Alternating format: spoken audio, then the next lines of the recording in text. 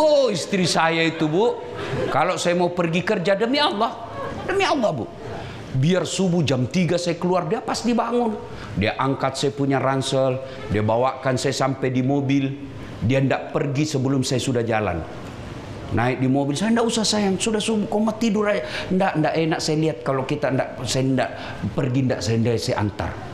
Sudah itu dia jawab tangan, dia cium tanganku, Bu. Saya kira sudah cukup di situ, ternyata dia sambung. Dia cium lagi saya, Bu. Ini yang lama. Coba, pada kau cium suamimu begitu? Tidak pernah. Pantas dia cari perempuan cium lagi. Kalau di Indonesia remaja masjid, Banser, NU, Muhammadiyah bikin pengajian biasa. Kenapa? Memang di situ tempatnya orang Islam paling banyak. Tapi kalau di Tokyo bikin pengajian seperti ini, kalian luar biasa. Maka pelihara ini, pelihara kebaikan-kebaikan ini. Insya Allah tersenyum malaikat melihat kita. Oh, ada yang datang cuma ikut ramai. Oh, ada yang datang karena mau ketemu calon istrinya. Oh, ada yang datang karena mau pamer jilbab barunya. Tapi alhamdulillah kalian datang. Ada ndak yang datang di sini dibayar? Beda kan kalau kampanye, dikasih baju seragam, dikasih honor, dikasih uang makan. Kalian kan tidak. Ada yang datang 2 jam baru sampai di sini. Ada yang ngeluarin duit. Masya Allah, tidak mungkin Allah tidak mencatat kebaikan dalam langkah-langkah kakimu. Kalian mau datang dengar sirah nabawiyah, kalian mau datang dengar kena cinta kepada Nabi, bukan datang karena mau melihat das atletik. Apa ini? Jelek, kecil, kurus, hitam, pesek. Oh, ketawa senangnya kok sih. Gak usah lagi ku tambah-tambah, kasihan. Maka kita datang karena kita cinta kepada Rasulullah Muhammad sallallahu alaihi wasallam. Kisah kedua, Nabi lahir itu zaman jahiliyah, bukan zaman milenial, bukan zaman batu, bukan zaman teknologi tinggi. Nabi lahir zaman jahiliyah. Apakah jahiliyah itu hanya berkaitan dengan 1400 tahun yang lalu? Tidak. Sekarang pun bisa dikategorikan zaman jahiliyah. Kenapa? Kalau dia mewakili 2 karakter dan sifat. Apa karakternya zaman jahiliyah? 1, sombong. 2, menolak kebenaran. Itu jahiliyah. Kalau kalian sombong, kemudian menolak kebenaran, kalian otakmu, sikapmu, perilakumu, karaktermu jahiliyah. Abu Lahab, Abu Jahal itu senang kepada Nabi. Sebelum Rasulullah diangkat menjadi Nabi dan Rasul, beliau memfavoritkan Muhammad. Bahkan mereka menggelari Muhammad sebagai manusia al-amin yang dipercaya. Kenapa? Mereka tahu Muhammad orang baik, tidak pernah bohong, tidak pernah nyakitin orang, tidak pernah ngambil barangnya orang. Maka digelari al-amin. Masyarakat Mekah senang sama Nabi. Nabi mulai dibenci setelah usia 40 tahun diangkat jadi Rasul. Maka mereka yang merasa hebat, mereka yang merasa bangsawan, mereka yang merasa senior, mereka yang merasa orang hebat di Mekah, merasa siapa Muhammad? Anak baru kemarin, dia Bani Hashim, saya orang baik, saya orang bangsawan. Maka mereka menolak Nabi, bukan karena menolak apa yang Nabi sampaikan, tapi mayoritas menolak Nabi karena dia merasa gue dong. Maka kalau kau sombong, pasti kamu jahiliyah. Apa yang menyebabmu sombong? Hei, ibu-ibu, Kau merasa sombong karena cantik. 15, 17, 20 tahun kau masih cantik. 70 tahun biar kau pakai bedak merek apapun pasti jelek. Apa? Kalau sudah ompong pakai gigi palsu, begitu kau ketawa jatuh. Sudahlah, apa yang kau sombongkan dengan kecantikanmu? Kau cowok, kau merasa cakep, mau sombong. Ada kala cakepnya Nabi Yusuf. Nabi Yusuf cakep, tidak pernah takabur dan tidak pernah sombong. Kamu pintar, kau kalah pintarnya Nabi Nuh. Sampai detik ini belum ada yang bikin perahu di atas gunung. Kalau bikin perahu pasti di pesisir. Orang Bugis terkenal hebat karena pandai membuat perahu pinisi. Maka di mana-mana ada Bugis. Di sini pasti juga ada orang Bugis. Banyak toh? Saya pergi Malaysia banyak orang Bugis. Saya pergi Brunei banyak orang Bugis. Begitu saya masuk penjara juga orang Bugis.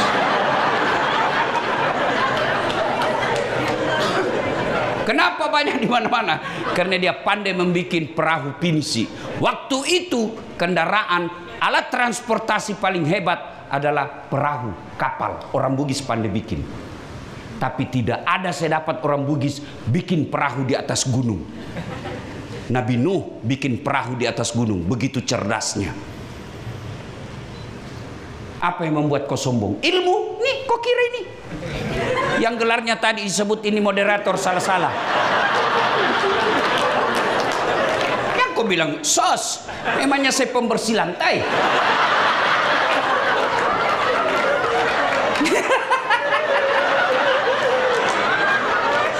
Tuh. Wih, gelarku itu susah didapat, bos.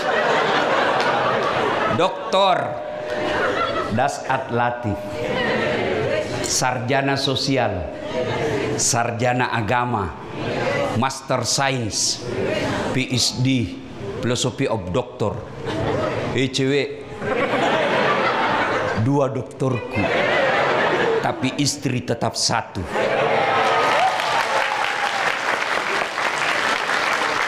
Kau takut sama istrimu, Ustaz? Tidak, cuma istriku lebih berani.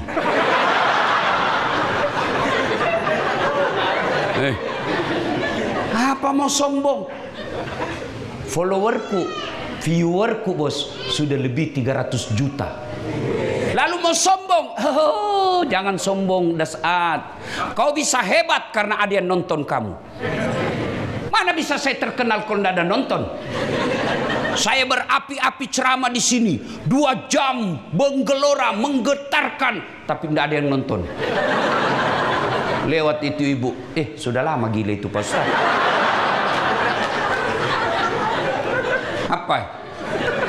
Apa yang kau mau sombongkan?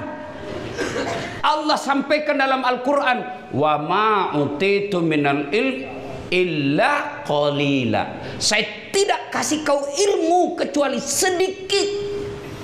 Apa yang kau sombongkan dengan ilmumu? Dikasih pikun ke Tuhan? Apa? Tidak bisa kau bedakan mana istri mana pembantu. Pensiun dia Pak Ustadz. Kemudian diprotes sama istrinya. Pak, biasanya kalau kau mau pergi kerja, kau cium jidatku. Ini sudah hampir 1 minggu, tidak pernah kau cium-cium saya. Dalam hati suaminya, astagfirullah. Berarti siapa saya cium selama ini? Ternyata tetangganya dia cium. Apa yang kau sombongkan dengan ilmu? Ada ustadz yang sombong? Ada enggak ustadz yang sombong? Banyak. Mana? Yang tidak mau menerima perbedaan. Hanya dia mau masuk surga sendiri. Ini salah, ini bid'ah, ini masuk neraka. Kau panitia hari kiamat.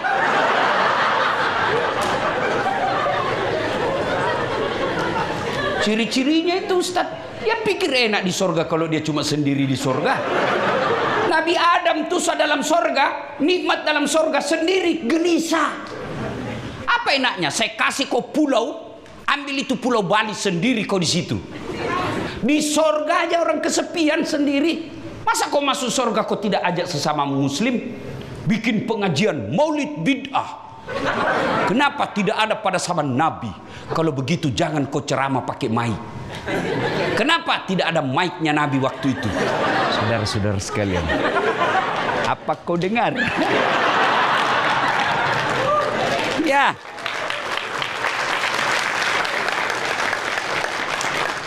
Jangan kita masih sama-sama Nabi kita Muhammad, masih sama rukun Islam, masih sama rukun iman, masih sama kiblat kita. Masa kau tuduh kami sesat hanya karena kami maulid? Yang bagus, kau tidak mau maulid, tidak usah. Tapi jangan kau tuduh kami sesat. Tapi sebenarnya mereka juga peringati maulid, cuma bukan maulid namanya. Apa? Sirah Nabawiyah. Sama aja itu, casingnya yang berbeda. Ya Bu, malah mulai sekarang kalau ada orang yang berbeda dengan kamu, jangan kau sombong melecehkan dia. Kalaupun dia sesat, kau tidak tanggung kesesatannya, tapi kamu wajib memelihara persaudaraanmu sesama muslim. Apalagi kalau kau merantau seperti ini. Kalau temanmu mau kunut silakan, kau tidak usah kalau kau tidak mau. Temanmu mau angkat takbir tinggi-tinggi setelah itu begini, silakan, jangan kau bilang kedinginan, kesian. Ya? Ya. 3. Apa kau mau sombong? Karena kaya. Ada kala kayanya Nabi Sulaiman. Tuh Nabi Sulaiman, Bu, kerikil rumahnya emas. Ada di sini kerikil rumahnya emas? Gelangmu aja ndak ada emas. Apa yang kamu sombongkan? Orang Bugis dulu kalau dia kaya giginya dia kasih emas. Mana-mana dicerita. Tidak mau kalah penjual ikan. Berapa ini ikan? Ini penjual ikan banyak juga cincinnya. Dia bilang semua ini. Jangan sombong karena kekayaan. Kalau Allah marah dengan kesombongan kekayaanmu, Allah cabut nikmatnya. Akhirnya apa? Banyak duitmu, miliaran duitmu, tapi tidak ada yang bisa kau makan. Dilarang makan nasi. Apa enaknya kalau kita sudah dilarang makan nasi? Saya pernah diundang ceramah ke Roma. Ibu-ibu tahu Roma? Tahu? Cirebon terus belok kanan. Lalu ke bandara naik pesawat. Masya Allah. Saya dikasih roti terus. Saya bilang, bos, saya ini perut Bugis. Carikan saya nasi. Biar kau kasih saya roti satu baskom, ndak goyang perutku.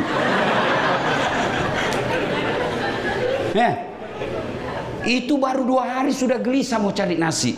Ini dilarang makan nasi, dilarang makan gula, dilarang makan garam, dilarang makan sambal, dilarang makan santan, dilarang makan daging, dilarang semua. Apa aja bisa dia makan? Ubi rebus, itu pun yang warna ungu, duitnya miliaran, tidak ada bisa dimakan.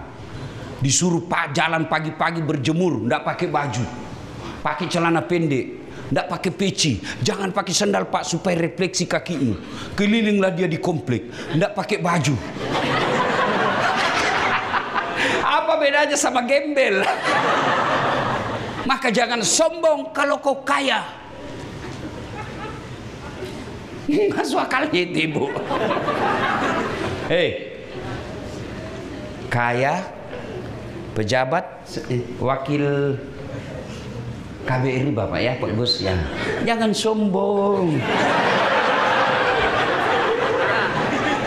Kenapa? Pensiun.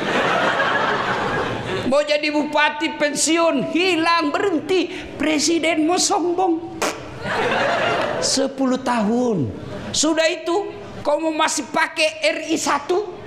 Kau bikin mobil persis, lalu kasih juga plat RI 1. Padahal kau sudah tidak presiden. Dia bilang orang, kasihan sudah gila dia. Apa yang kau mau sombongkan? Jabatanmu terbatas, ilmumu terbatas, hartamu terbatas, kecantikanmu terbatas. Temannya setan, kata Nabi, ganiyun Mutakabbir, orang kaya yang sombong. Tapi kalau kaya sombong, orang masih maklum. Ya wajarlah dia sombong. Dia kaya, dia pejabat, dia cantik, populer, cerdas, ya wajar. Tapi kalau sudah jelek, dungu, tidak terkenal, pengangguran, busuk mulutnya, bau keteknya, sombong lagi. Kau bukan temannya setan, kau jadi setan. Ya, hei, meskipun kamu kuat baca buku, banyak ilmumu, tapi kau sombong, kau punya karakter jahiliyah. 2, ciri-ciri orang jahiliyah. Apa itu? Menolak kebenaran. Menolak. Jadi orang yang didakwai, tapi mereka tidak mempan dakwah. Sudah, tidak usah kau lihat itu temanmu. Ini kau lihat deh. Atau kau nih masuk ke sana. Ini juga cewek kalau sudah lihat cowok pelan-pelan juga. Sudah itu digosipi itu.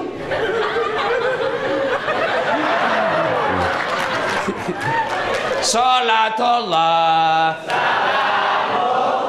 keras, ala toha, salatullah, ala yasin. Jadi Nabi lahir zaman jahiliyah. Jahiliyah itu sombong dan menolak kebenaran. 12 Rabiul Awal, tahun gajah, hari Senin, lahirlah Rasulullah Muhammad sallallahu alaihi wasallam.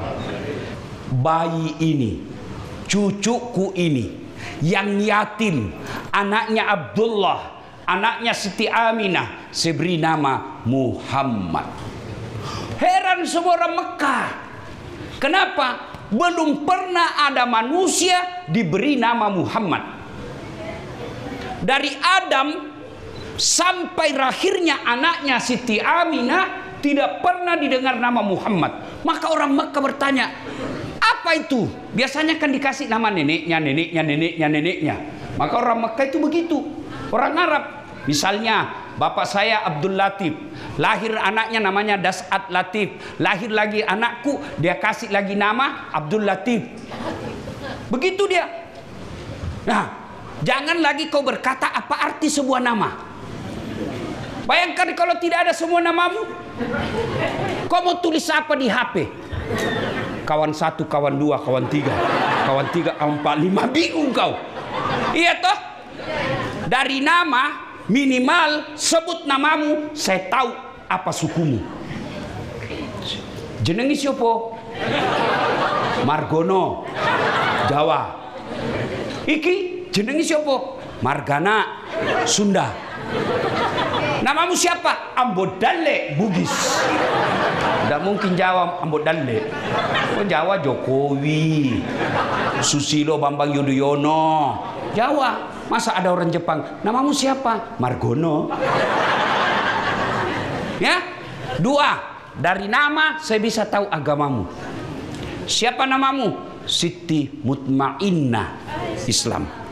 Siapa namamu? Maria Mertinus, non muslim. Maka orang Mekah waktu itu, Abdul Muttalib, ini aneh. Saya beri Muhammad, mudah-mudahan dia punya karakter dan sifat seperti namanya. Maka saudaraku, adik-adikku sekalian yang masih jomblo, besok kau punya anak, kasih nama anakmu yang baik-baik. Saya kasih kau nama Mutmainnah, jiwa yang tenang. Supaya apa? Kamu menjadi perempuan yang menenangkan jiwa setiap orang melihatmu, bukan membangkitkan syahwat. Ini pakai jilbab. Tapi kalau foto di medsos, apa itu? Saya heran juga itu perempuan. Setiap dia foto kasih bengkok kepalanya. Lalu kasih naik jarinya juga. Kau mau 2 suamimu? Atau ada juga laki-laki begini?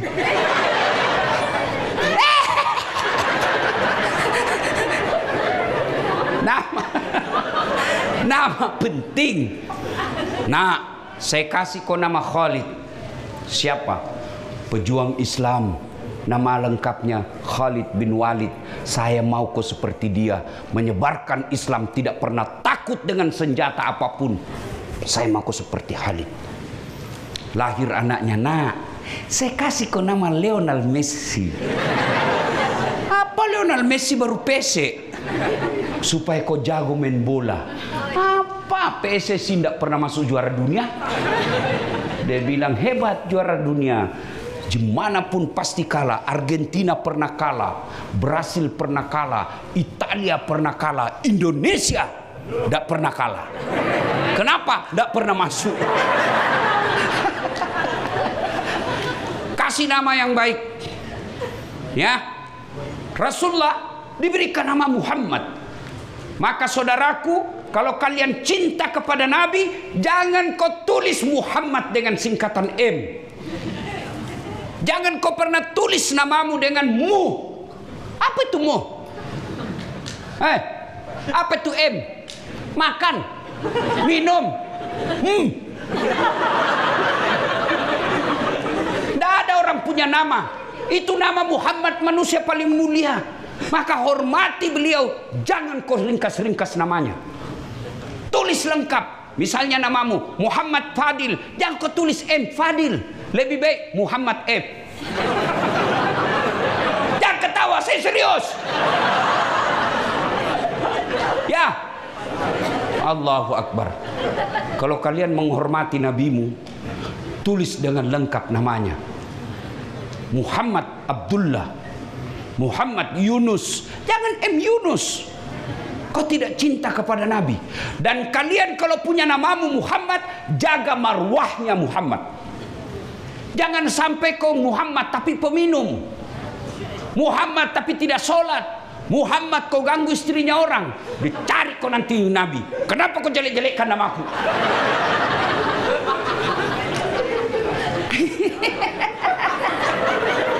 Namamu Muhammad ya? Atau ada juga ibu-ibu Muhammad? Ada Ustaz, namanya Muhammad tapi suaminya bukan dia namanya Muhammad. Kalau perempuan kasihlah nama Siti. Bagaimana kami ini Ustaz yang sudah terlanjur dikasih nama? Misalnya dia bilang, saya namaku Tony. Dia bilang, bagus namaku saya Ustaz. Selalu ada dalam Quran. Saya cari mana ada Tony di sini. Dia bilang, coba Ustaz baca Taus. A'udzubillahi minasyaiton. Kurang ajar kau.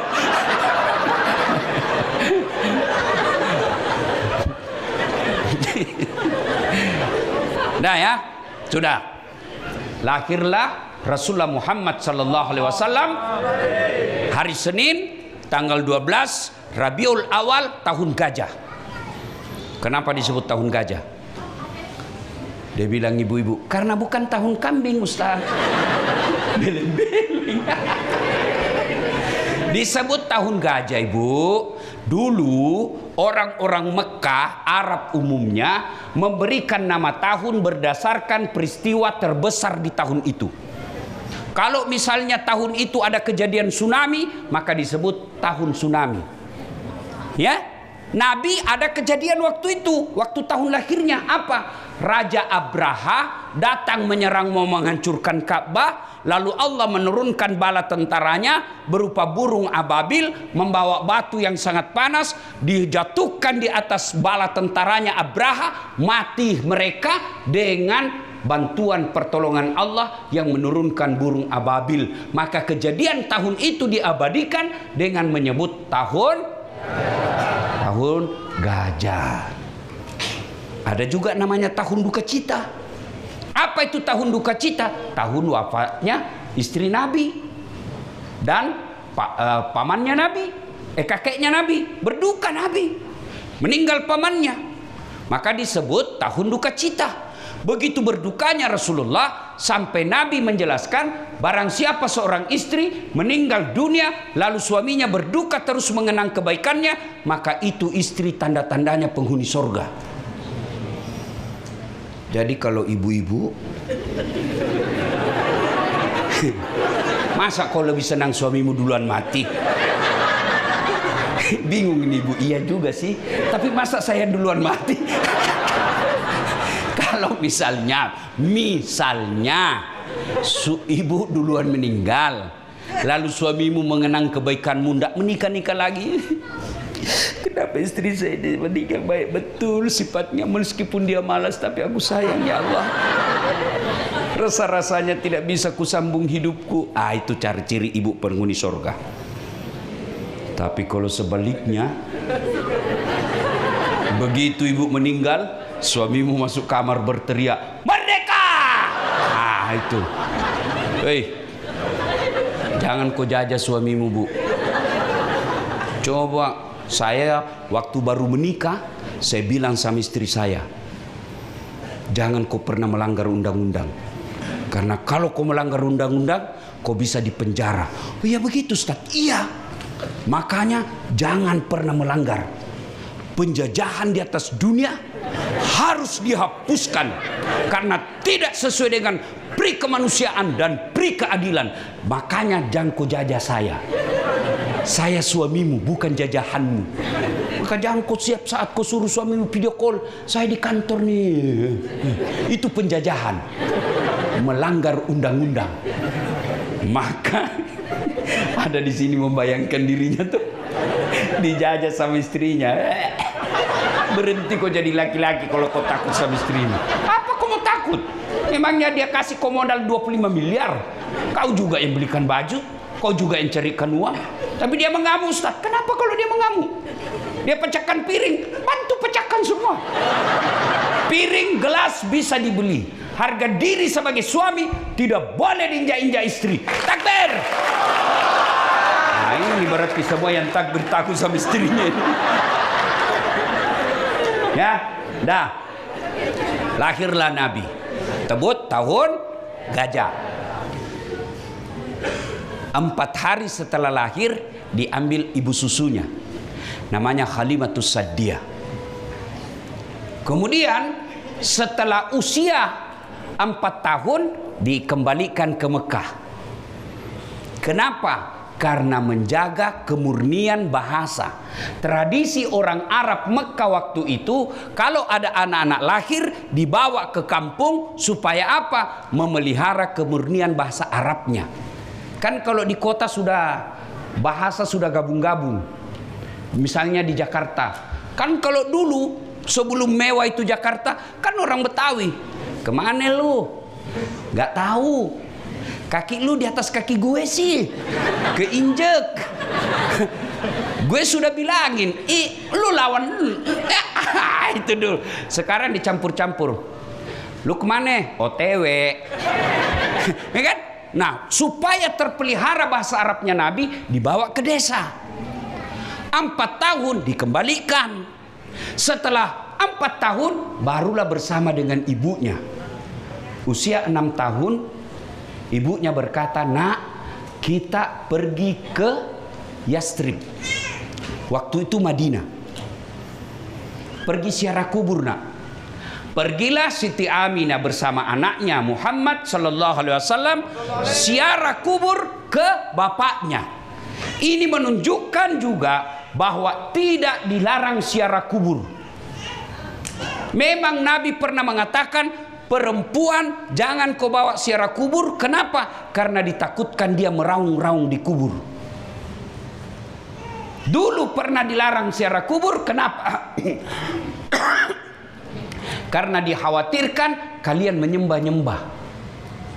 Sekarang tidak ada lagi menyembah. Apa tujuannya ziarah kubur? 1, mengingatkan bahwa kamu bakal mati. 2, untuk menghindari fitnah. Jangan sampai kuburannya orang tuamu kau lupa, akhirnya kotor, panjang remak-remaknya, semak-semaknya, orang akan lewat berkata, bagus betul rumahnya anaknya, kuburannya orang tuanya dia tidak urus. Yang penting jangan kamu berdoa kepada orang mati. Mendoakan orang mati boleh, tapi jangan kau minta-minta di situ. Ada yang datang ziarah kubur, Pak, ini anakmu Pak, baru pulang dari Jepang. Alhamdulillah bawa rezeki, dia belikan saya mobil Toyota. Pak, ini sebentar lagi mau menikah. Doakanlah anakmu supaya dia proses pernikahannya lancar.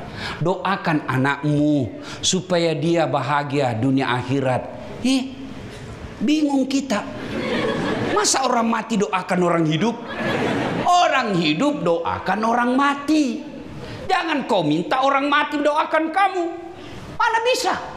Andai saja kau dengar itu suaranya, dia bilang, salah kau nak, salah ibu, kau doakan saya, bukan saya doakan kamu.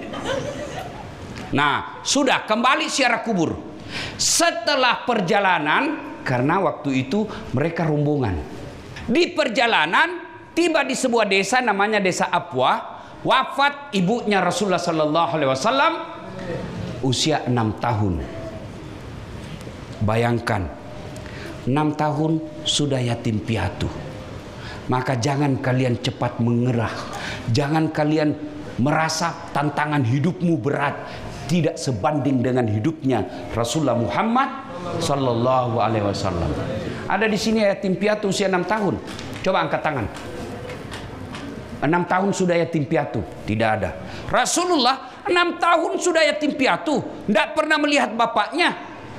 Sampai di Mekah usia 25 tahun beliau sudah menjadi pengusaha muda dan bekerja di perusahaannya seorang perempuan janda namanya Siti Khadijah.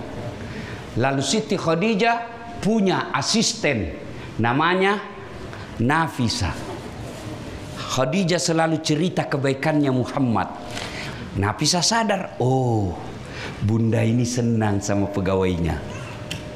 Lalu Nafisa menjadi tim sukses. Macomlang. Tapi dia menjaga kedua belah pihak. Tidak mempermalukan orang yang diurusnya. Maka datanglah Nafisa kepada Muhammad dan berkata, ya Muhammad, bagaimana menurutmu kalau ada perempuan suka kamu? Alhamdulillah. Tapi ini perempuan sudah tua dari kamu. Tidak jadi masalah. Tapi dia sudah 2 kali janda. Tidak jadi masalah. Jadi kalian cowok sudah 5 tahun kau cari istri tidak dapat-dapat, balik haluan. Kau cari janda. Hei, Jan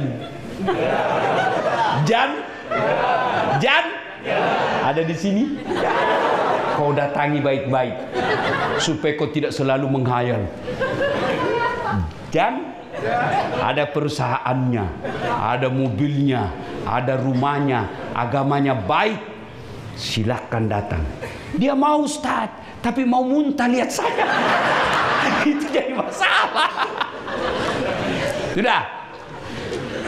Lalu Muhammad berkata, tidak jadi masalah, biar tua, tidak jadi masalah. Tapi dia bosmu, tidak jadi masalah.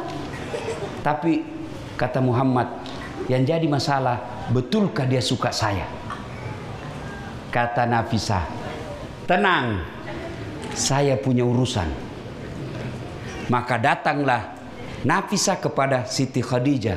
Bunda, bagaimana menurut bunda kalau ada laki-laki yang suka? Alhamdulillah terbuka jodoh. Cuma ini lebih muda dari bunda, tidak jadi masalah. Tapi dia pegawaimu, tidak jadi masalah. Yang jadi masalah, betulkah dia suka saya? Kata Nafisa, tenang bunda, saya punya urusan. Ini disebut menghargai kedua belah pihak. Maka perempuan tidak ada salahnya kalau kau yang melamar laki-laki. Tidak ada haram. Daripada kau menunggu. Iya kalau ada yang datang.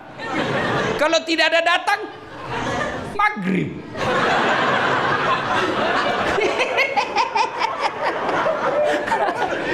Kan perempuan begitu. Wah, ada yang lamar 20 tahun. Siapa lu? 25 tahun. Siapa sih? 30. Siapa ya? 45. Siapa saja. Maka saudaraku, akhwat, jangan pernah gengsi kalau kau melihat laki-laki yang baik. Tidak ada salahnya. Kita menginginkan perempuan dan laki-laki yang baik, jodoh yang baik. Maka cari jodoh, penting cantik, tapi jangan jadi prioritas. Kenapa? Cantik ada batasnya. Cakep ada batasnya. Penting kau cari orang kaya, tapi jangan prioritas. Kenapa? Ada batasnya. Penting kau anak bangsawan, tapi jangan prioritas. Kenapa? Ada batasnya. Tapi utamakan agamanya. Syukur-syukur kalau kau dapat sudah cantik, keturunan baik-baik, orang kaya, hafal Quran. Itu yang paling ideal. Tapi kalau ada 100 perempuan, belum tentu ada satu di antara mereka. Ada cantik tapi goblok. Ada lagi pintar, mukanya hancur. Maka mendapat empat-empatnya susah. Saudaraku, kalau ada kau dapat di Tokyo, tunjukkan saya. Kalau kau tidak mau, saya selesaikan.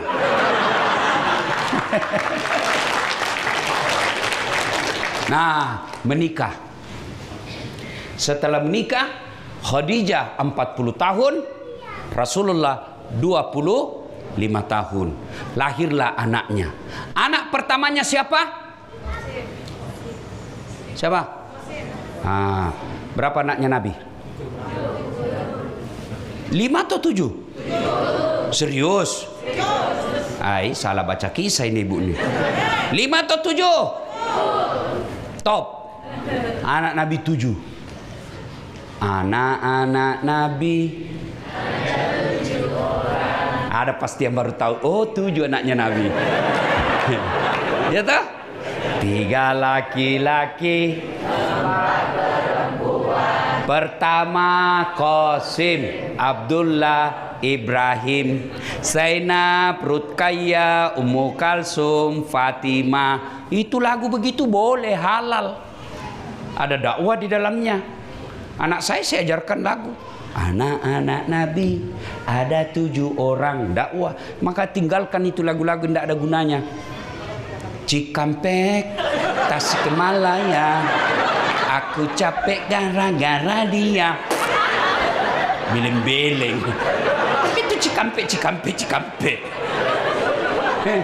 Pikiranku tak dapat ku mengerti. Kaki di kepala, kepala di kaki. Pantas kau dongok. Kepalamu kau simpan di kakimu, beleng-beleng. Nah, sudah ya. Lahirlah nama anak pertamanya Qasim. Allahu Akbar. Dari 7 anak Nabi, hanya 1 yang didapati ketika beliau sudah menjadi Rasul. Hanya Siti Fatimah. Yang lain wafat usia muda. Coba betapa penderitaannya Nabi, bos. 6 anaknya meninggal. Saya anakku saja sakit, rasanya langsung mau pulang kalau saya dalam perjalanan dakwah. Gimana perasaan Nabi? 6 anaknya meninggal. Begitu penderitaannya Rasulullah. Tapi beliau tidak pernah galau, tidak pernah update status. Ya Allah, berat betul hidupku. Hati-hati kau yang selalu mengeluh di medsos. Ya Allah, capek sudah saya hadapi hidup ini. Allah sampaikan, malaikat, karena dia sudah capek hadapi hidup, cabut nyawanya. Rajin betul berdoa di medsos. Berdoa setiap saat. Mau pergi kerja, OTW, ya Allah, rahmati pekerjaanku. Sibuknya itu Tuhan mau baca Instagrammu. Nah, usia kemudian 40 tahun, Nabi sudah punya kepekaan sosial. Ya, sudah mulai kepekaan sosial. Kenapa ini orang Mekah menyembah patung? Kenapa Mekah ini menyembah berhala? Lalu mereka, Rasulullah pergi ke gua Gua Hira atau Sur? Hah? Gua Hira atau gua Sur? Hira. Oke, naik. Nabi merenung. Tiap malam. 3 hari 3 malam tidak pulang. Tiba-tiba datang Jibril membawa wahyu. Iqra. Kata Nabi, saya tidak tahu membaca. Iqra, baca. Saya tidak tahu membaca. Dipeluk sampai Nabi sesak napas. Lalu Nabi mengucapkan Iqra bismi rabbikal ladzi khalaq, dan seterusnya. Nah, Bu, pulang Nabi. Menggigil Ibu. Menggigil. Sampai kepada istri beliau. Beliau katakan, saya kedinginan.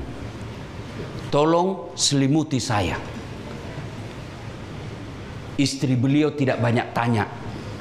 Beliau istrinya langsung mengatakan, sami'na wa ata'na. Diambilkan selimut, diselimuti Rasulullah Muhammad sallallahu alaihi wasallam. Bu, 3 hari 3 malam hilang suamimu. Tidak ada kabar. Di WhatsApp cuma dibaca, tidak dibalas. Tiba-tiba pulang kedinginan. Aduh. Ibu, selimuti saya. Kau selimuti? Jujur, kau selimuti? Pasti kau interogasi. Dari mana kau? Ku WhatsApp tidak kau balas. Tiba-tiba kau datang. Dari mana kau? Membayangkan diri sendiri. Berarti Bu, kalau ibu cinta kepada Rasulullah, jadilah seperti istrinya Rasulullah. Sampai nangis Nabi, sampai tidak bisa melupakan Siti Khadijah. Tidur bersama istri mudanya Aisyah, tidur. Tapi Nabi berkata, rasa-rasanya saya dengar ada terompanya Khadijah. Bayangkan, sudah tidur dengan istri muda, masih diingat istri tua. Lalu Aisyah cemburu. Ya Rasulullah, apa sih kelebihannya itu Khadijah? Kok sebut-sebut terus? Nabi tidak marah. Tersenyum Nabi dan berkata, sayangku ya Humairah, kau tidak bisa membandingkan dirimu dengan Siti Khadijah. Khadijah, tidak ada orang percaya saya, dialah orang pertama percaya kepada saya. Ketika orang boikot saya, 3 tahun tidak boleh bertransaksi Bani Hashim, Khadijah habis hartanya untuk membantu kami orang Islam. Tak bisa kau bandingkan dirimu. Maka ibu-ibu, jadilah Siti Khadijah.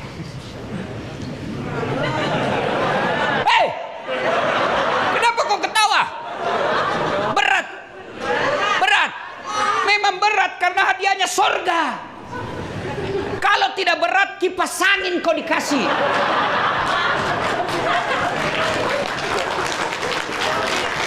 Ketika kita cerita istri yang soleha, apa dia bilang? Itu sih hanya ada di film Korea, Ustaz. Ibu mau masuk surga dengan gampang? Benar. Taati suamimu. Suami saya jelek, takdirmu. Karena kalau dia cakep, dia malu jalan sama kau. Tenang kau Pak, saya bela kau hari ini.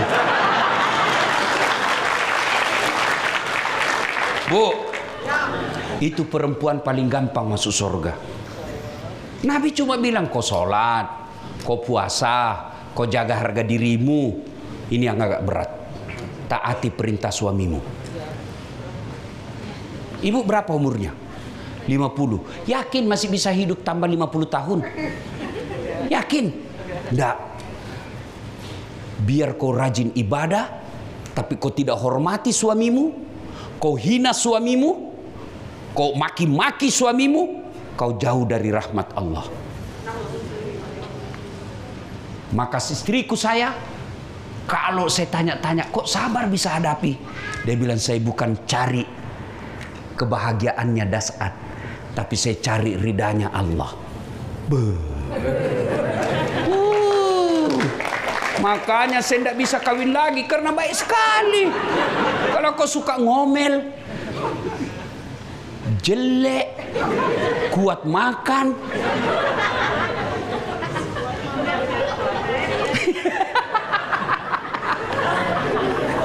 Aduh. Bu, istri saya itu, Bu, kalau saya mau pergi kerja demi Allah, Bu. Biar subuh jam 3 saya keluar, dia pasti bangun. Dia angkat saya punya ransel, dia bawakan saya sampai di mobil. Dia tidak pergi sebelum saya sudah jalan. Naik di mobil, saya tidak usah sayang, sudah subuh, kau mau tidur aja. Tidak enak saya lihat kalau kita saya tidak pergi, saya antar. Sudah itu dia jabat tangan, dia cium tanganku, Bu. Saya kira sudah cukup di situ, ternyata dia sambung. Dia cium lagi saya, Bu. Ini yang lama. Coba, pada kau cium suamimu begitu? Tidak pernah. Pantas dia cari perempuan cium lagi. Bu, demi Allah, perempuan itu sangat dimuliakan dalam Islam. Maka setan tahu. Karena kalau tidak digoda, gampang dia masuk surga. Maka digodanya perempuan Islam. Gimana caranya? Lawan suamimu, lawan suamimu. Kamu kan kerja, kau yang cari uang. Lawan suamimu, lawan suamimu. Itu bisikan setan. Tenang, Pak. Hei. Maka jangan cari muka sama suamimu. Cari ridha Allah. Insya Allah kau akan gampang masuk surga. Dan hebatnya itu perempuan, kau tidak tanggung dosanya suamimu. Dia selingkuh, urusannya dia akan dibakar di akhirat nanti. Dia tidak kerja, dia akan dituntut di akhirat kelak. Kalau ibu yang cari nafkah, pahalamu jadi ganda. Andai saja pahala itu dikalkulasi berupa angka. Sebagai suami 5 pahalanya, sebagai istri 5 pahalanya. Karena suami tidak menjalankan tugas fungsi sebagai suami, ibu yang laksanakan cari nafkah, maka nilainya suamimu 0, kamu dapat 10. Tidak ada yang sia-sia. Yang penting ketika kau bekerja di negeri orang, jaga harga dirimu. Itu wanita terhormat, petarung namanya. Jangan kau hina suamimu. Kalau dia tidak sholat, urusannya. Tapi ketika istri tidak sholat, istri tidak puasa, istri tidak kudung, istri jalan keluyuran, dicari nanti itu suaminya. Mana ini suaminya ini? Kok bisa begini suamimu, istrimu? Ya, maka ibu tenang aja hidup. Jangan selalu ngomel. Mana kita bisa betah di rumah kalau kau ngomel aja kerjamu? Maka jangan suka ngomel. Kalau suamimu marah-marah, kau diam, pahala buat kau. Marah-marah suamimu, kau tidak tahan, peluk dia. Insaflah wahai. Tenang ibu, kalau ini yang kau amalkan, tidak ada alasan Allah menyeret kau masuk neraka. Kalau kau taat sama suamimu, kau cari nafkah di sini, kau hidupi anak dan mertuamu, kau hidupi orang tuamu di kampung, apa alasan Allah tarik kau ke neraka? Tapi kalau kau bantah suamimu, kau hina suamimu, kau tidak pakai kudung, tidak sholat, setan tepuk tangan. Maka hormati suami.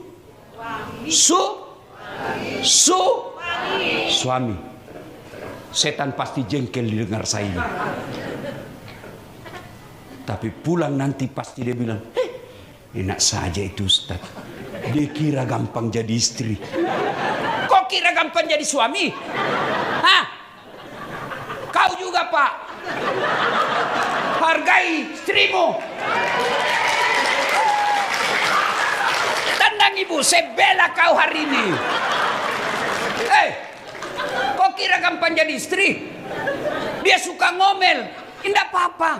Kalau dia ngomel, pasti ada masalah. Supaya berhenti ngomel, berikan perhiasan. Kenapa istrimu selalu ngomel? Tidak pernah kau belikan perhiasan. Kalau teman selingkuhmu, kau belikan. Iya sayang, gampang.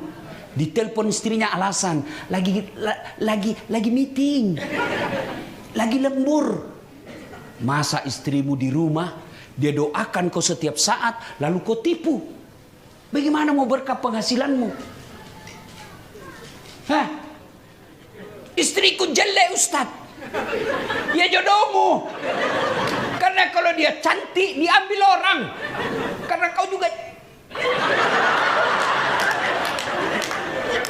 Jelas? Hei. Pak, muliakan istri. Biarlah kita jauh merantau begini, tapi kita bahagia dengan keluarga. Daripada kerja di Indonesia puluhan juta gajinya, tidak pernah rukun dalam rumah tangga. Paling sial lagi, sudahlah sedikit gajimu kau tidak pernah bahagia. Kau kira gampang hamil? Ibu-ibu, enak tidak hamil? Menderita? Kenapa kau ulang-ulang?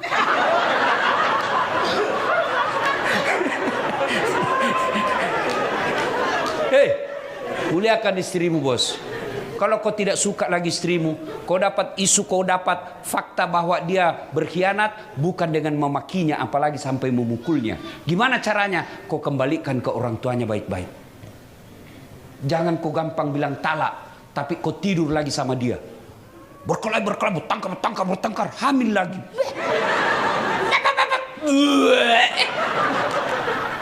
Bukan laki-laki Islam itu yang begitu. Kalau kau tidak senang, kembalikan dia ke orang tuanya secara terhormat. Begitu. Masih tidak ada perubahan.